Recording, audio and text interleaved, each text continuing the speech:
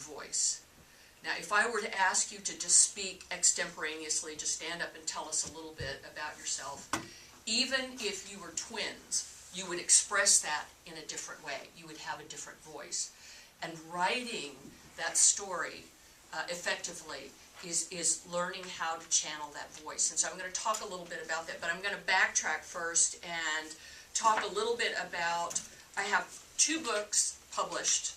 The first one is A Heretic's Daughter, which is the story of my grandmother back 9 generations, back in the 1600s, was hanged as a witch.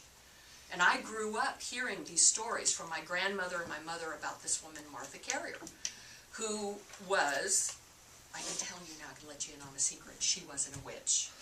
None of the people who were hanged were witches. It was a time that was very repressive. They were very superstitious people, and there were many, many reasons why there were not just women, but men and children. During the Salem witch trials, you know, I think have all of you studied the Salem witch trials in colonial history? Okay, and you learned that 19 men and women were hanged, and one man, Giles Corey, was pressed to death under heavy stones. And then for a lot of history classes, that's kind of the end of it. It's kind of a footnote. What I didn't know until I started doing research for the book was that there were 150 people arrested all over New England, and that half of those numbers, and if I want you to look at the person next to you, this is the Salem witch trials. This is the face of the Salem witch trials. We tend to think of the people who were hanged or accused of being witches as these older women, these kind of scary, malevolent-looking creatures, you know, that were running into the woods at night and communing with the devil. When the truth is that about 75 to 80 of those people arrested were just your age. They're from the ages of 14 to 17, and what this was a grudge. Settling grudges. The accusing girls, you know, the only verifiable occasion of magic that we have proof of. Because if I say to you right now, desk, all of you are going to have a different idea of what that desk is. But by my speaking the word, you have a hologram in your head of what that thing is. Words are powerful. You know, we've heard that the pen is mightier than the sword. You don't want to be in a duel with just a pen.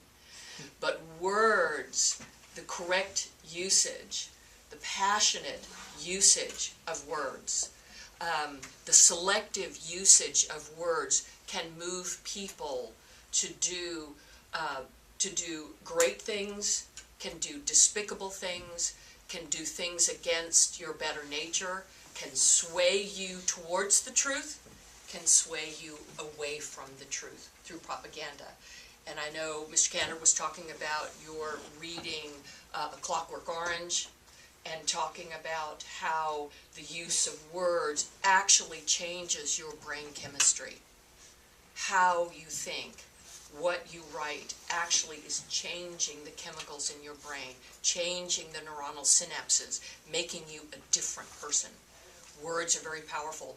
We're the only primates, the only mammals, as far as we know, that have syntactical language that can communicate in such a complex way. Yes, whales in the ocean have a very complex development of echolocation, and they do communicate. Dogs communicate, cats communicate. We communicate with our animals.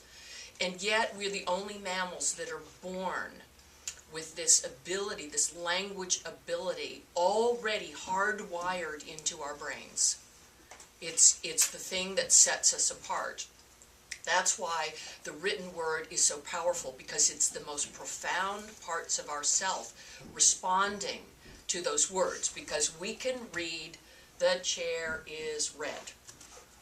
Now, if you were a Spanish speaker and I said, la silla es roja, you would go, okay, I understand that. But if you only speak Spanish and I said, the chair is red, you wouldn't know what I was talking about. And yet, you have the capacity to learn that other language so that it makes sense to you. It's not just nonsense words.